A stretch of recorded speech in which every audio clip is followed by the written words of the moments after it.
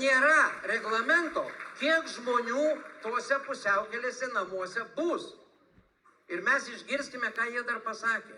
Jie pasakė, aš priimsiu savo įsakymų, kad čia sunkių smurtinių nusikaltelių nebus. Žinot, kai priėmė, taip pat gal ir atgal, rytoj kitą įsakymą priėmė. Jo įsakymas, jisai pats gali, dar jo nėra, bet jis gali padaryti tą, ką nori.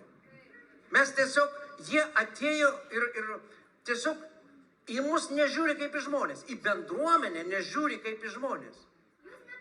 Atsakymai tokie tušti. Aš pakartosiu klausimą. Kiek laiko jums reikia, kad atsisakytumėt šito pastato ir ieškotumėt vietos kur nors kitur, kaip ir buvo pasiūlymas bendruomenės prie Lezo. Ten darbo vietos, ten jiem patogu bus, ten jie galės pro langus žiūrėti kitus dirbančius, jos socialiai auklės. Čia kokia gali būti resocializacija ir prisitaikymas tų žmonių gyventi prie bendruomenės, jeigu bendruomenė yra prieš. Kokia gali būti jų resocializacija? Jūsų darbuotojams ten bus nepatogu dirbti. Sunku į akis pažiūrėti.